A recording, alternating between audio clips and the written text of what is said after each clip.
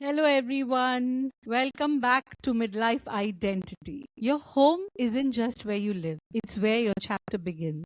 Welcoming you all to this midlife time, the space where we explore turning points that shape who we are and who we are becoming. Today, I'm joined by someone whose work beautifully bridges the inner journey of identity with the outer spaces we call home. It's about creating environments that reflect our values and support us through life's transitions.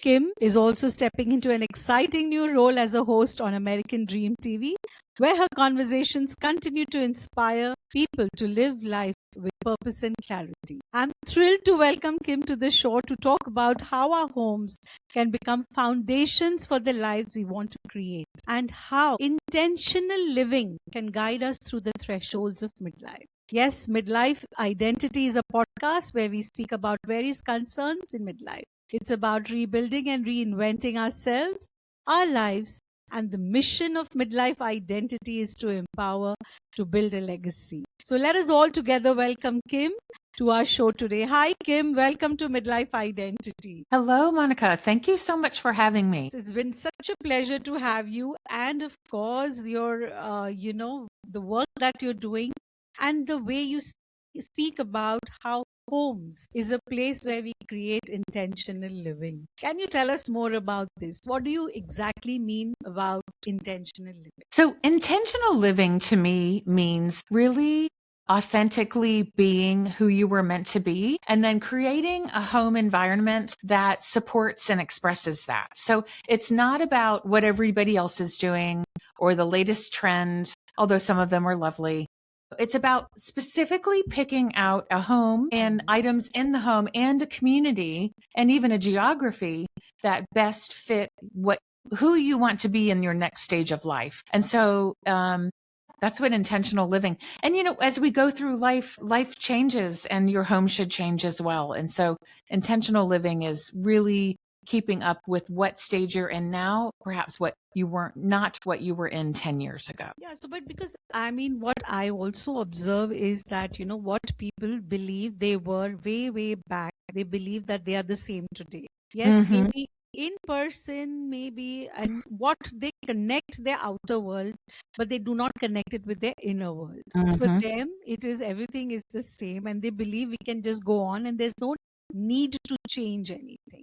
Mm-hmm. So, how do you bring about that change where they should feel the need about, yes, they have to change something? Yes. And so the change can be moving, because I'm a realtor. So oftentimes if a pain point gets so strong that a person does need to move, but it can also mean repurposing a home or renovating. And so it's not always about moving, and it's certainly not easy to move. It's sort of the final straw when things get, so out of alignment that they're feeling a need to change. And so I just try to guide people about where are they in their life now and what are they feeling in their home that is bringing them discomfort. Like, are they lonely because the kids have all gone off, to school, or they've gotten married and moved away and they don't live nearby or in the home anymore? Are they frustrated as they enter midlife because their career is, perhaps coming to an end and their family's not there? And so their role is changing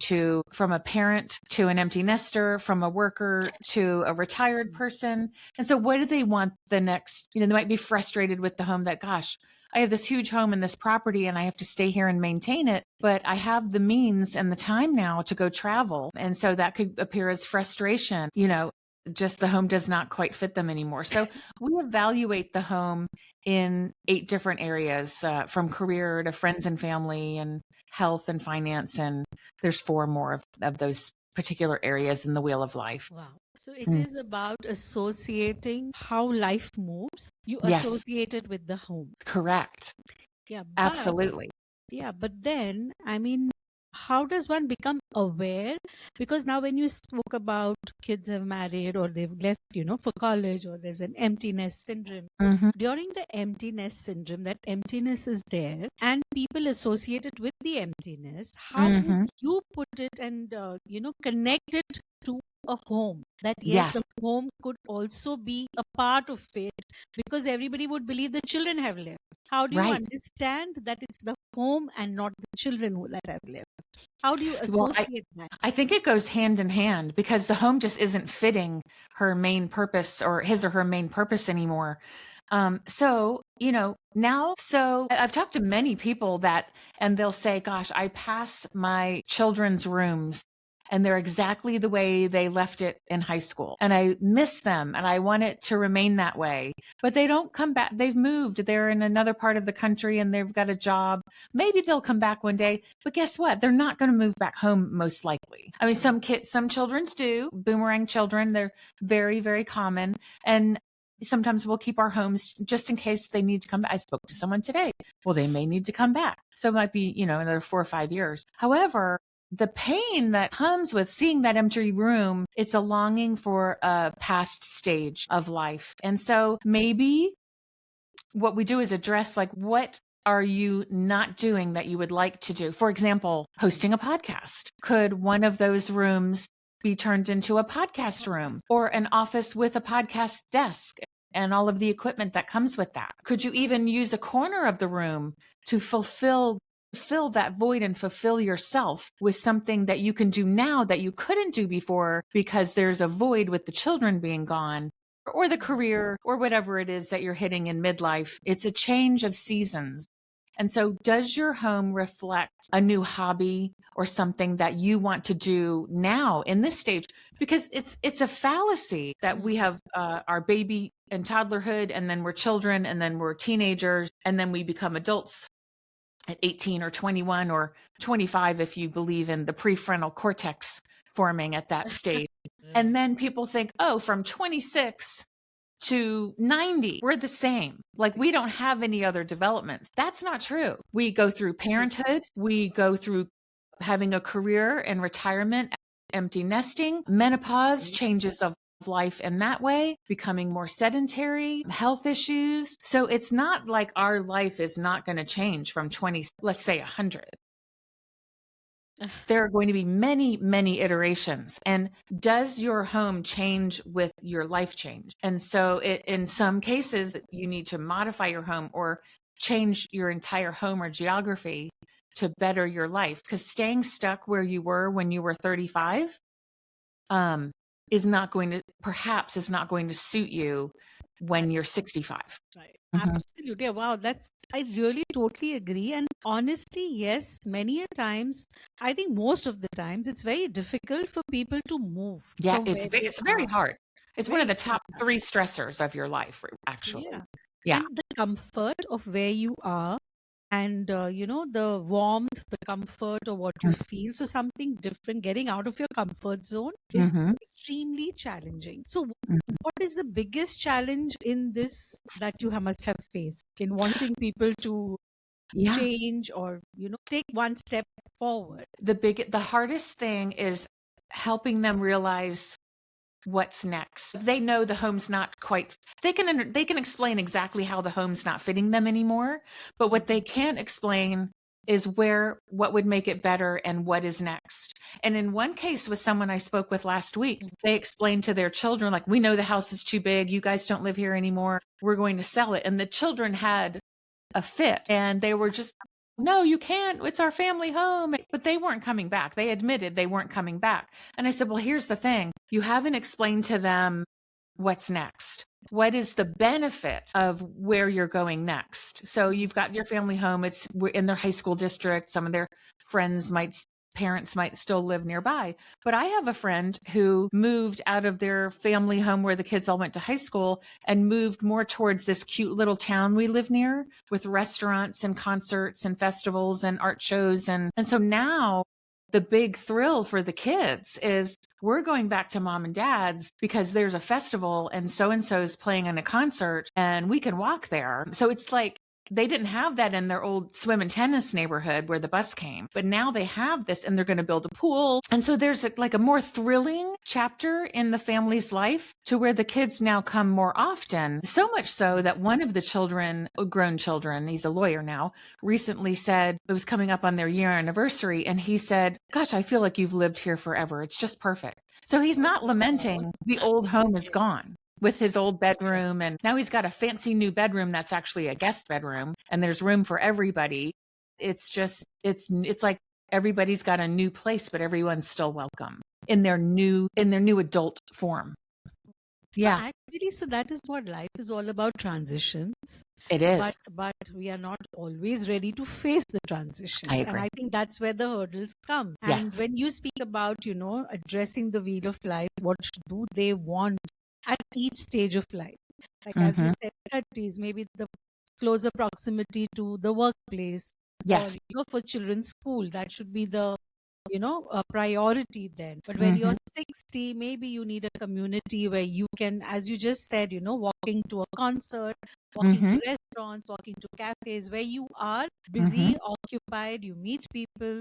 So all Mm-hmm. of these things. So how do you pick and choose what is their priority, or what is it that they would want while adapting their home to their new life? And how Yes. how do you go about that? Well, really, it's all about the homeowner's priorities. It's their priorities. So the 8 areas are finance, health, environment, career, romance, fun and leisure, spirituality, and family and friends. And so of those 8 areas, what is scoring the lowest right now? And there's an assessment where you can go through all the questions and score your current home. And if it scores like a 2 or a 3, then you probably need to fix something in some way. And it could be that it's just you've done all this for the children. You've lived in the school district, but it's a little busier. I've talked to 2 people recently. It's a little busier than they would like. I spoke to someone yesterday. She said, we're living here because it's the best school system in this particular area of the coast of Georgia. She said, but I'm a beach person. I'm really not as close to the beach as I would like to be, but in 5 years we can move closer. I said, well, start going to look. Do a little Airbnb in some little towns where you think you might want to live, and start to dream about what life would look like when the kids go off to school, or one was joining the armed forces. And I said, just start to imagine what that would look like. It's only 5, it's not that long. It's 5 years away, and so the priority for them was environment. They wanted to be at a beach environment where they could ride their bikes to the beach. And they needed certain things in their home. And we talked about why that wasn't working. Some people who have raised, I have a client who's also a family member who recently moved out to the country where the schools aren't quite as good, but the kids are gone. And now they have a 100-year-old barn, and they garden, and Wow. they have friends and family over because they have a lot of acreage. They have what they just get. They get a goat. They got some chickens, and they have 2 Okay. dogs, and like lots of room to roam. And so they love animals and gardening, and they couldn't do that in their subdivision. So they can live their dream life, actually. They're living their dream life because they have the monetary means. They don't have to worry about commuting into the city, and they don't have to worry about they're mostly retired, children are gone. And so midlife can be the next chapter for you to do the things you've always wanted to do but couldn't do because you did everything for your children and your career. Yeah, I mean, your 20s, 30s, I think 40s just go by building They life. do. You're doing, And doing, doing. yeah, and then yes, midlife hits. And actually, you know what? If you, as you said, if you align your living with Mm-hmm. your passion, with your purpose, with your what you've dreamt of, I Mm-hmm. think one can actually live a very good and healthy life that makes you happy. Yeah. So one Yes. part which you said about spirituality, Yes. so that I think automatically connects with it, because you're going to be happy. That's for sure, because it is aligning with your needs, with what your heart or your soul is wanting to do. That's right. So, so I think it is all about, just giving back somewhere to the world where you are Mhm. happy. Because if Yeah. you are happy, you spread, a good vibe around you, it adds Yes. to where you are. So, I mean, when you talk about spirituality, because when you Mm, spoke about all the areas and you were talking about spirituality, so I was just mm, trying to understand how mhm, does spirituality come into it. So I just added up for it to be maybe happy. Can you mhm. put it more about spirituality? How do you add that? Yes, and spirituality is surprising how often it comes up. And you would think it would be, I base everything on Maslow's hierarchy. So you're either Right. solving a physiological need or a safety need or belonging in love, esteem. You would think spirituality would only be up towards the top, like when you're reaching self-actualization. But spirituality can be a very important part that people don't realize. Many United States is decreasing in happiness, globally ranking decreasing every year because we're not connected to community anymore. We're not slowing down and looking inside of ourselves and maybe believing or aligning with something that's bigger than just us. And I think that's missing in a lot of people's lives. And so how do you make room for that in your home or community? It can be very obvious. Spirituality can be at the top of people's priorities. For example, some folks have to walk to temple, I think you would call it. And so Yes. they need to be within a walkable distance. That's a very high priority. I see them quite often where I grew up. There's a temple in a wonderful Zabin Park there. And so you see lots of I love it. Like I'm about to cry because I just love it so much. Always walking together to their community and to their place of worship. Even if that, I have a church down the street that I go to. I like two churches within walking distance of me. And I think that's really neat. I just stop in and pray sometimes on my walk. I'm like, I'm just going to go pray today and say just kind of align my thoughts with my walking meditation. So I have a route that I can do that. I have a Zen den across the way where I practice my yoga. And and so in a garden, and grass in the front yard where I can take off my shoes and ground my feet. And so if you don't realize you're lacking it until you're stressed out and unhappy. And so finding those spiritual elements brings more happiness. And if you don't do it, you can actually get ill from not having that groundedness in your life because your anxiety or your cortisol, all of those hormones in your body, especially in midlife. I don't have to tell a lot of your listeners, if you don't sleep well, if you don't have peace in a restful bedroom, if there's stress and anxiety, you just get completely out of whack. So spirituality is a way to cure that. Yeah. So when you said spirituality, as you spoke about all these different, all the elements about the temple, the church, your yoga center, grounding, walking, all of this, definitely it helps. So it is, again, for me, what I personally believe is that if you are in a place where you feel you belong, it aligns with your needs, it is automatically you're connected with your soul. Yes. Oh, I You love are this. you are connected because of the happiness first. If you're if you're gardening, gives you so much of peace, so much of happiness, so much of fulfillment. Or as you said, one corner you keep for your podcast, which I do all the time. Yes. So that gives me my happiness. So all this is spirituality where and you are connected to your soul in whichever way you connect. It's up Yeah. to us entirely. And in midlife, where we definitely have more time on hand because everything is slowing down slowly, your responsibilities have reduced, you're slowing down and you've started looking back at yourself, which earlier we did not have the time to look at ourselves. It was like, home, work, kids, everything was just, it was a running machine.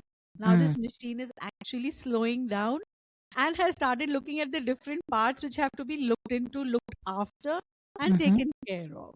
So when you align your home, which I love this concept, what you said, aligning your home with your needs based on your wheel of life or the Maslow's hierarchy rule, whatever as you just spoke about. I think this is all that actually takes you to your passion, your purpose, you're living. That's it. You just live a beautiful life. The rest, maybe you have 20, 30, whatever years are there where you invest in yourself. And that's what midlife is all about, investing and rebuilding yourself along with your home.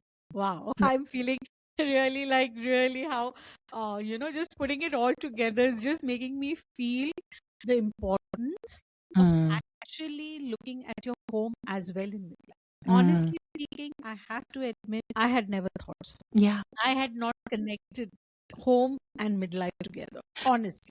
And home as a representation of your soul. If you could look at it that way, if your home is your home a representation of your highest self, because your environment affects who you are. And so if there's no space for you to be creative or part of a community or spiritual, then those pieces of your soul remain undeveloped. And what a waste. We only have one life, right? So have your home as your container for your best self. Wow. You said that beautifully. I'm just, absorbing all the words that you said because so well you said, that we are wasting our life if we do not fulfill all the creativity and align the environment and everything to be who we are. And Yes. that's our home. And that's our home. That's our soul. That reflects us. And a home always reflects a person who is living in that home. It's a projection of who you are. Because Mhm. honestly, if you would see a home which is like, totally spotless and clean, you may wonder, is it a perfectionist or is it really an organized person? There's a Yes. very thin line between a perfectionist and an organized person. Because, yes, an organized has got a little streak of perfectionism to them. So I think that's my personal thought, my personal opinion. I think you're right. Overly, let's say, perfectionist person, I think that comes from fear or anxiety, whereas someone who just keeps a lovely home is done with love. They do it because they want the home to be welcoming and pleasing to the eye. And it's almost like they do it as showing their love for the people who are visiting the home. I just went to a home in Alabama, my husband's relatives, and the home was so nicely, it was a modest home, lovely, well built, very beautiful characteristics, but I really noticed how it was lovingly organized and clean and spotless, but not in a perfectionist kind of way. It just felt very welcoming as opposed to, oh my gosh, I don't want to mess it up. Do you know? Like I felt very comfortable there. And I had not been there often, but I just messaged them back and I said, we're going to come more often. I was very, very comfortable in the home. So Yeah. that's the vibe. That's the vibe they create in that. Yes. Very, yes. So, Yes. and I think many a times when we go somewhere, the vibe is so warm, so welcoming that you Yes. just enjoy being in that person's home, being with Yes. them, spending time with them. So I think the vibe also matters a lot. And again, the vibe comes from the energy of the person living in that home. Absolutely. So that is how it is. Just tell, I'm actually curious about this, because as I said, home, midlife, alignment, all of this was never, I had never thought of it. And as I'm going, speaking about it and we're delving deeper into it, a lot of questions are arising. It's about, so do you help people? So okay, so let me just rephrase this. Yes. Yeah. So when you meet someone who wants to do their home and create a space at a different transitioning, like maybe at 65. Mm-hmm. So what is it that you take it out, like as you spoke about the wheel of life, right? Mm-hmm. You use the spokes of which is the priority. Mm-hmm. But then again, how do you lead them to the wheel of life? Maybe there are some people who have been so caught up in their own life that they wouldn't be aware or Mm. knowing of what would they want. Right. So many a times in our heads it is, oh yeah, I love the beach, but Mm. then maybe practically it is not meant for me. Right. Maybe I love to have the church close by. Of course, that's a Mm-hmm. very nice thing to have. Or any other factors, how would I may not know what I want because I may Mm. want everything, or I'm not sure of what I want, or I don't Mm. even know. So how do you draw them towards it, and how do you understand what would they? Well, the first conversation, and to not overwhelm folks, because there's lots of questions in my book, and it's called Live in Your Wheelhouse. So I do give copies to my clients so they can read it, and other agents have done the same thing. And it does help to go through each of the 8 sections because they may say, gosh, our finances are changing and the career has changed. And those are the 2 areas we know have changed. But have they thought about the other 6 areas? Well, gosh, I never thought about, like, we might want to get a dog again now that a little dog, that now that the children are gone, or perhaps a spouse has passed and they want a little companion. And so, like, that would fall under family and friends. Right. And so, but maybe they hadn't thought about it yet, so some of the questions are like, are you planning on anyone moving in with you, or are you getting a dog? And are you able to keep up with your home is sort of the financial part. And so it does go through all of those questions. So I'll give people a copy of the book, or if it's a partnership, a spouse situation, each person a copy, and they can take the assessment themselves. Yeah, but the whole thing starts off with, what are your biggest pain points right now? But let's not forget the other 6 or 7 areas. I Okay, so ease people into it. yeah, because as many a times we don't even think so much, Yes. life just takes you through. And then Yeah, and suddenly, you're just busy. Yeah, and then suddenly when you have to feel it, because Hmm. when you actually start feeling, it scares you. Yes. It really scares you, I think okay. people are so busy, and then when they do start to slow down, they get overwhelmed, and then the feelings start coming and they're not sure what to do with them. So I think in a way, this assessment also says you don't have to be stuck and you don't have to move. It's not all or nothing. You might be able Yes. to make some tweaks. And here are some suggestions to here's option A. You stay where you are, you repurpose a room, and you make the extra bedroom into a podcast room in your office because now you're helping other people with your gifts, right? And that brings you some happiness. Or maybe you add an additional dwelling unit. It's not an Mhm. additional accessory dwelling unit, ADU, onto the back. And financially, if it's a financial issue, you might be able to rent that out. And then that you can stay in place and age in place for another several decades while getting the income that you need, because financially things are, as they, for a lot of people right now, they're stretched too thin, or I know I Yeah. can't move because I have a great interest rate.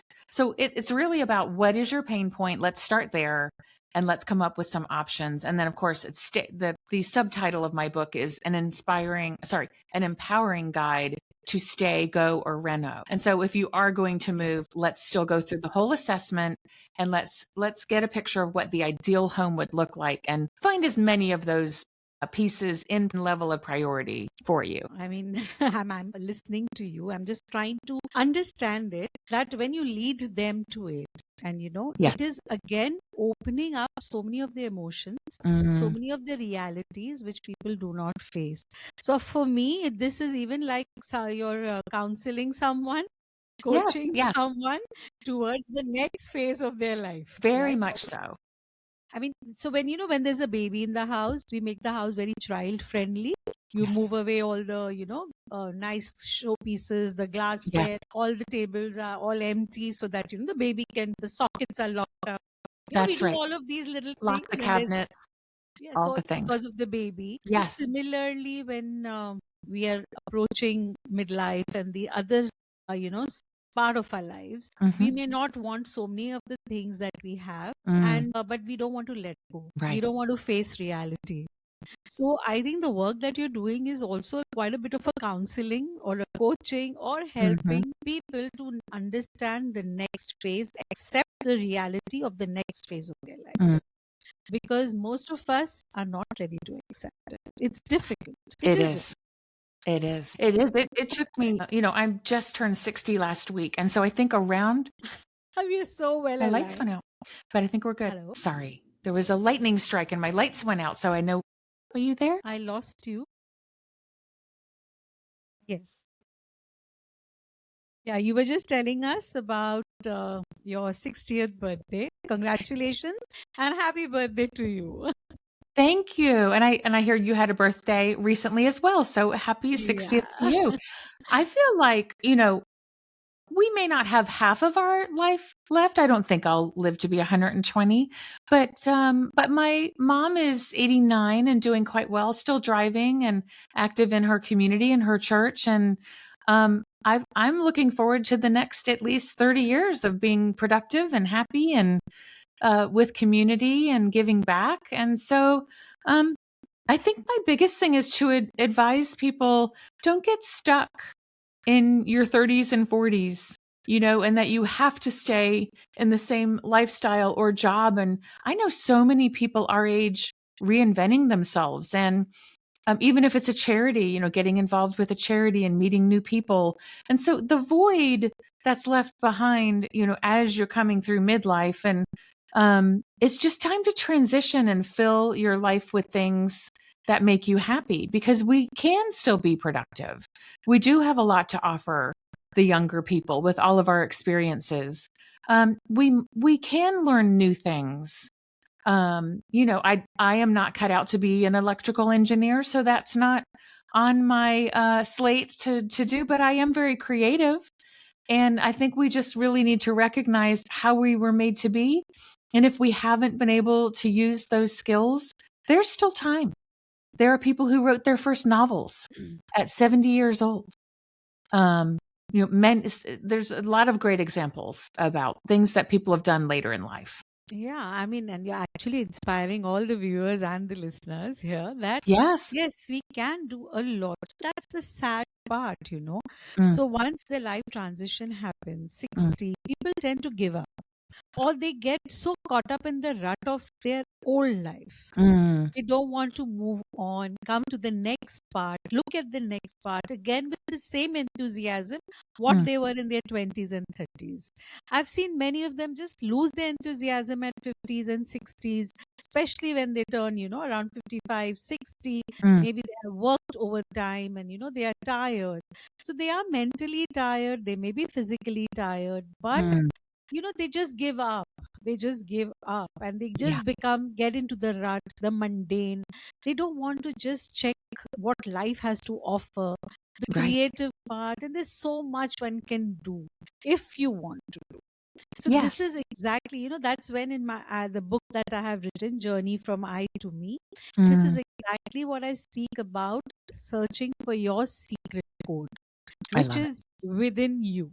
So it's Yes. your secret code is within you. You have to unravel it, understand it, and just let it come out of you to be able to enjoy life to the fullest when you have your last whatever years which you have to live. So you cannot just let the mundane just hit you. It should Mm, be you taking charge of your life in whichever way.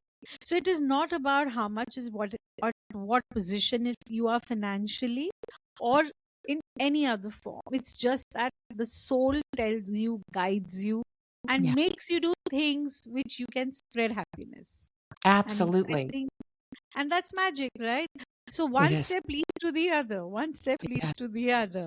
So when Yes. you talk about aligning your homes, you talk about having home, it's all about transition, understanding, accepting it. Okay, yes, now I am maybe 60, 65, 55, whatever your age is. It's about acceptance, Mm, which is very difficult. And I have to admit, look, so when as I turned 62. So then you think, okay, see, we all know there's a countdown, but yeah. we're not ready to accept the countdown because Right. we're just talking about. So, but then there are certain things which have to be dealt with, and then there is a fear. Oh my God, okay, am I really, really have to make these changes? Do I have to do this? Do I have to move?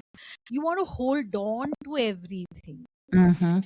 So I think when you lead them into aligning their homes or moving or transition or accepting the transition, I think you're doing a great service in your Mm, own way mm. by making them understand and feel the transition. We Yes. hear the transition, we know, but do we really feel it? The Yes. moment you feel the transition, can you take the action? Mm. And that's Yeah. what you make them do.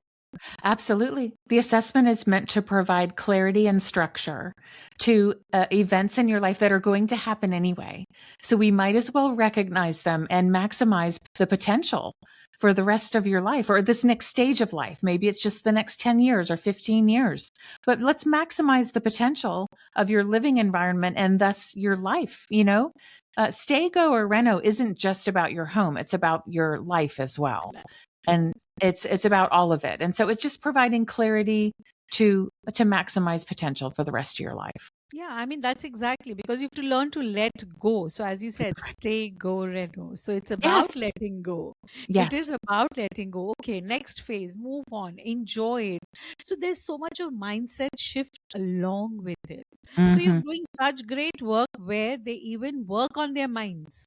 Yes, They have to work definitely. on their minds to understand it better, to then work hand in hand with you for creating the new space for themselves, That's which right. will lead them to joy, which will lead them to abundance, to creativity, to magic, and to a purposeful life full of Mm, passion. So you're doing great work in through aligning them and bringing them and making them centered. I think mhm. this is what centers you. because I mean this is so when I'm speaking to you also, I mean I'm having so many thoughts in my head. I'm collecting all my thoughts. That's how you would just see me. I'm just thinking and Yes. speaking just my words. Where, as I said, it's very easy to say, okay, 60, I have 20 years, I have 25 years, I have 10 years. But do I actually feel that I can transition? Can I move to the next step? I'm not talking about passing on. I'm talking about the next step. What is good for me? Mm. Am I Yeah. still holding on? So you keep questioning and reflecting. Am I Mm. still holding on, or do I let go? So now, suppose if you have a huge home, Mm. and as you had just spoken in, in our initial conversation, that kids have left and there's a lot of space, and then it's time for us to maybe go to a smaller home where Mhm. it's easier to live, easier Mm. to manage, Mhm. and space which you don't need so much of it. So are we ready to let go, to come to this next phase? Mhm. So that's another challenge by itself. So it's like opening up your heart, opening up your thoughts, opening up so much of your senses, emotions, Mhm. and transitioning spiritually also to Mhm. understand better, accept life better, navigate life better. I mean, it's a beautiful concept. It is. I And to feel live so. fully, not just, oh, I have 20, 30 years left, but how rich and full are those going to be? Or are you going to be frustrated or sad or lonely or angry? And so it's really processing those negative emotions and hopefully at least part of them transitioning them into a better, more comfortable way of living, because you can stay stuck for the next 20 or 30 years and be grumpy and achy and tired and frustrated, or you can make a few changes, whatever those are, and improve your life at least in some of the areas so that you have a little more joy and comfort. Absolutely, absolutely. And then you being a very integral part of this transition or this phase of anyone's life is great service you're doing to people who Yeah. actually need to understand. And this is my mission for the next 20 or 30 years. So this makes me happy. I've figured out that I'm a creative person, so I write. I love to hear people's stories. I'm empathetic and intuitive. That is my personality. That's how I was made. I have a brother who's an engineer and quite lovely, and he would never think of doing this. This is not his thing. He's a woodworker now. He's transitioned into building, not doing code anymore, but to building woodwork, which is, I'm not good at that. He's good at that. So now he has a wood shop and his wife has a pottery place and they create things together and it's like a beautiful union of their skills. I'm not Ab- Yeah, very mechanical or engineering oriented, so this is what I'm doing and it makes me very happy.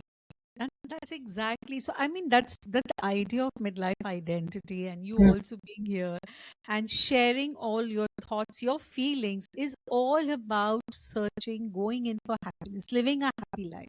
Mm. So, as you know, it is up to us.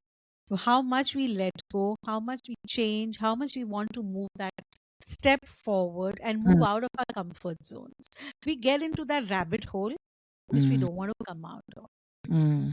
We And get that stuck. is, yeah, and stuck so badly when the world is such a beautiful place. And I mean, I sometimes do feel sad that when everything is so beautiful around us, Mm. why do some people cannot see it? And Mm. why they choose to be stuck and not take the next step forward? Right. And it's just life is it's passing every day. We Mhm. all know it. And to look for more happiness, look for passion, look for fun, look for creativity, look for anything that you do. So it could even be looking after your home. It's not that you Mhm. just step out and work. You Yeah. just look after your home, keep your home beautiful of how you want it to be reflected. Just be there for the family, cook for the family, anything that just makes you work from a place from your soul. So how did you come into being this? I have to know that. So, it was a natural progression, where in my 20s and 30s and 40s through mid-40s, I was kind of doing everything for everybody else. I was working as an accountant when I'm really a creative people person. I had the wrong hobbies. I'm more of an extrovert. Um, so for hobbies, I was riding horses and doing other things, but I'm really a golfer. So I love being outside and being in a small group of people. I love a small group of people where I can go deeper in a conversation. And that golf provides that, along with, some physical activity and some nature. Um, and so I found myself in the wrong career, um, a lot of misaligned things. So right around 45, I started to change things, by first my career, and then my hobbies, and then my home, and my life is completely different now. But along the way, I had a coach that used the wheel of life for me to evaluate each of those 8 areas. And some were lower. And then as I switched careers, things would move around, and like finance went down for a moment, but then it went way up because I was actually doing what I was supposed to be doing with an unlimited income potential. And it was a good fit for me. So, and friends and family. It was an empty nester, and kids were away at college. So that went up and down. And then my little dog passed. So I noticed these things going up and down. And then I was moving a little bit during this season of change to fit my life better. And now that I'm through that season of change, I'm in a cottage that fits me perfectly with my new spouse. And it's just all aligning very well. So as I went through this process, I kept referring back to the wheel of life with my clients as to, this is a career finance move, or this is a family entertainment move because the kids are gone and they're bored. So what are we going to do? We're going to go out to dinner and start going to concerts, and let's get close to all of that. So I just started categorizing people, and that's how I started the system of live in your wheelhouse. Wow. And what do people have to say when you go with this concept to them? They love it. At first, they're like, gosh, I had never thought of that. I'd never thought it's just a house, or it's just, because it's like, I love the quartz countertops and we need 4 bedrooms and this is our budget. But let's go a little deeper to like, what do you actually want to do in the house? What is it that's missing? Let's go out. Let's make life a little bigger than just what color are your cabinets. And let's go to like, do you cook a lot? Do you want people in the kitchen with you? Let's talk about the function in each room. So it's, as I said earlier as well, so it's like being a counselor, a coach, Yes. walking people through their lives, through their needs, and prioritizing their needs and adapting it to their day-to-day living. Yes. It's the same thing, right? You're actually walking them through all of this to understand themselves better. So it is a work of counseling, along with making their homes a place where they can reflect themselves and their authentic selves, basically. Yeah. Because all the while, I think when we are younger, in 20s, 30s, you want the big homes, you invest more, and you want all of that wealth, all of it which you're working towards. Yes. But the moment you come to this stage, midlife, yes, things change. Then it's about, Yeah. I think it's about, the change goes from being very us oriented to really differentiating yourself from because you kind of have to, having a family and raising a family and building wealth and establishing yourself, you want to be part of a group. But when you hit midlife, I think you're more about like, I don't really, this sounds awful, but I don't really care what everybody else thinks. I think I just want to be me. I don't even care anymore. What was I so worried about? And so my tribe will stay with me. I will attract my people, and so I think it's a little bit liberating if you let yourself not care so much about what everybody else is doing. Yeah, and I think we need to go through our 20s, 30s, 40s to get here to understand this better. And to make mistakes. Like, I know I don't like that. I now know I don't like that. So I'll do this. Yes. And earlier it was whether you like it or not like it, okay, we just go by it. That's right.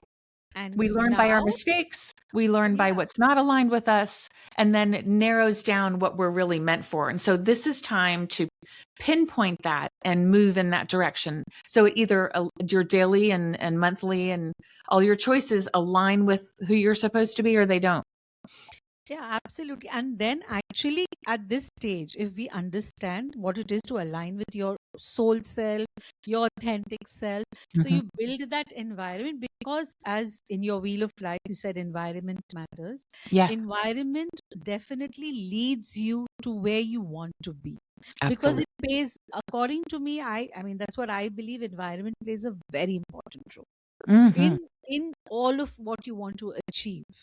Yes. It makes a big difference. I mean, for me, especially if, like, if you're on a vacation and if you really have that kind of an environment, which is a very busy street, and you want a vacation to be laid back, it doesn't work, it doesn't align.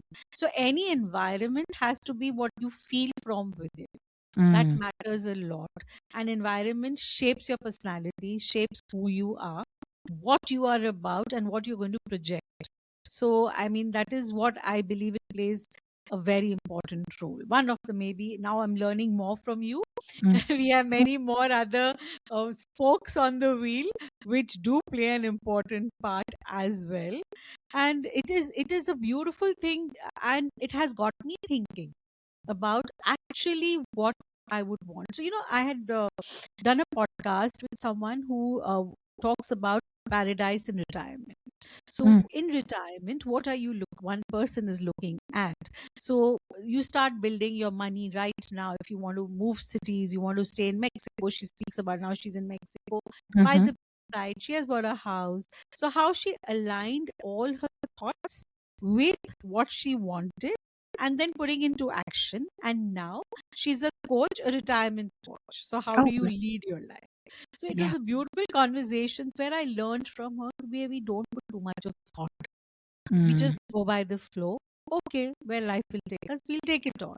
We'll Hmm. see, we'll see, we'll see. That's what we do. It's Mm. okay. We look at it later. We look at it. It's not, we're not ever always ready. Mm. That's. And that is the thing which holds us back, keeps us stuck. Mm. And then there is a frustration or maybe a thought, I wish I had done that. Or I want to be there, but I'm here. Mm. Why am I here? I'm not ready to accept it, knowingly that I did not move my cheese. I, Mm. I've read that book. I must have Yeah. read it umpteen number of times. Yeah. And it brings me back every time that you have to move your cheese to go Mm. where you want to go. Yes. So I think you're doing great work. What message? What do you want to tell our viewers?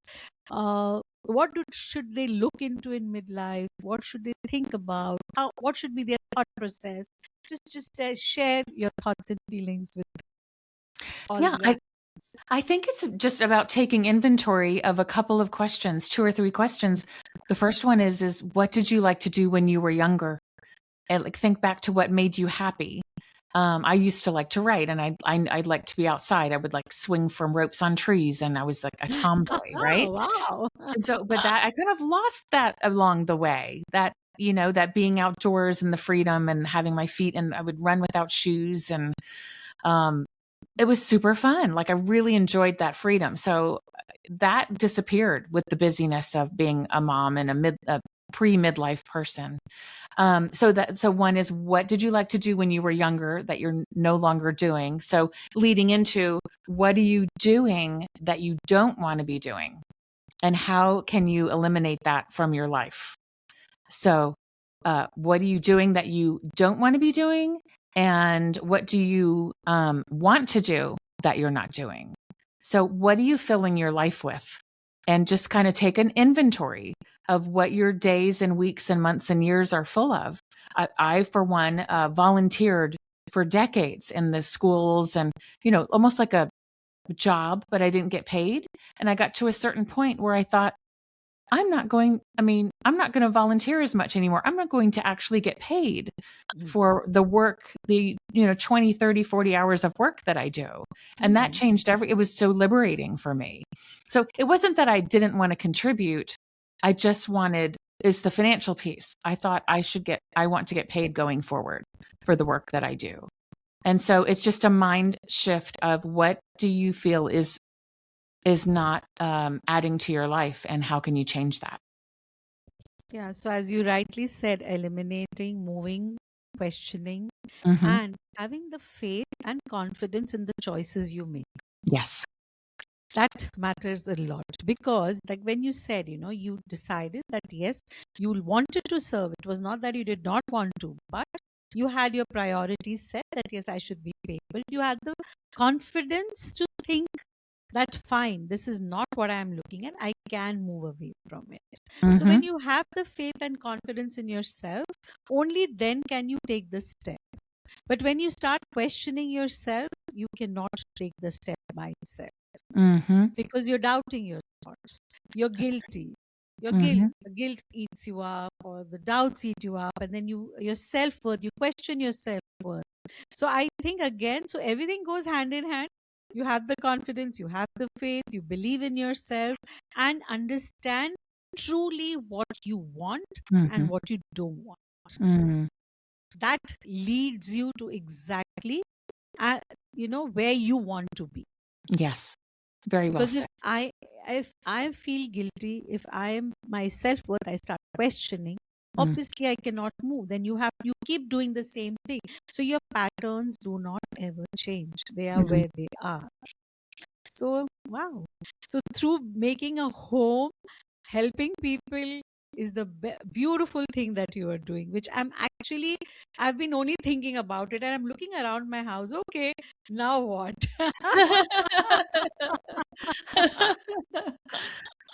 You don't have to move. You can just tweak a few things. Yes. So Bring I mean, bring things out that bring you joy. That you like. It's like, why is this in a box? We should enjoy this. What? Let's burn the yes. candles. Let's not keep them pristine. They're meant to be used, Yeah. right? So actually, yes, honestly speaking, my personality is such that I enjoy my home. Touch Yes. wood, I just enjoy my home always. So it's like for me, even just keeping the artifacts and whatever I have around, setting them up and changing the flowers and doing little things give me so much of happiness, and I love doing Oh, just wonderful. enjoy it. So it's like even just the basic cushions, if you have to just set them or change the colors and keep doing moving around the things in the house. I just enjoy lighting up the candles, as you just said. That's one of Yes. the things I enjoy in the evenings. So all those little tweaks which I have fun, which gives me so much of happiness. Yes. And yeah, I mean, I'm more of, I think, a homely kind of a person, which I Hmm. enjoy my home. So if I have to just sit in one corner, read the book, do nothing, I'm more Yes. than happy. Yes. so it, so it reflects. So now when I'm going to look around my house tomorrow with a new eyes, Yes. a new look, and then maybe whatever I spoke to you would just all come back, and then I can look at it and let me see what I tweak it, and definitely I'll get back to you. What did I I would do love about to. it? I would love to hear anyone's tweaks that they make. Like you said, a comfortable corner with a reading nook, I like to call it. Yes. I love a reading nook. Yes, it's just I think it's amazing. So if that restores somebody, you definitely need to have a space in your home where you have that respite of quiet reading, maybe near a window with some books close by. I mean, that's just Yes. for fills the soul back up. Yeah, so anything that just takes you in a space of meditative space, which would be anything, just sitting quietly, Hmm. reading a nook, any space which gives you that calmness, which Mm. just connects you with the universe or connects you with what you believe, a music, whatever calms you, makes you feel Mhm. happy, makes you feel at rest, no stress, no anxiousness, nothing. That Mhm. kind of space just makes it's like the world. That's the Yes. world that is so that matters a lot. Yes. And that's such lovely insights you have given us, and I'm sure everyone, and I would suggest this to all our viewers and listeners, that look around your home after listening to our podcast. Look around your home, see what you can do, what changes can you do, ask yourself, what are you not letting go? That's where decluttering also comes in, right? People do Mm. not want to declutter because they don't want to let go. Memories, Mm. yes, they are precious, but certain things you have to move on from as well. Mm. So just look around, see what you can change, make the tweaks, the lovely suggestions given by you, Kim. Use the wheel of life, think about it, think more deeply, feel deeply, because still you haven't felt the need or felt that yes, the time has come, I should make the changes, maybe small little changes, as lighting up candles, putting artifacts, let your home look, reflect who you are, reflect your soul. Just make those little changes and live very happily and an abundant life. Yeah. Mhm. And Kim, it was such a wonderful conversation with you. It was so nice having you here, and your lovely insights and the coaching and the teachings that you have shared with the viewers, along with of aligning it with your home space, which is very sacred to all of us. Mm. Home is a place where you belong. That's what it is. So aligning it with yourself, with your needs, with what you have, and reinventing, rebuilding your personal self along with your home, and matters a lot. And the beautiful tips that you have given, I'm sure, are going to be helpful to all of us. Thank you for enlightening us. Thank you for being on this show. Thank you.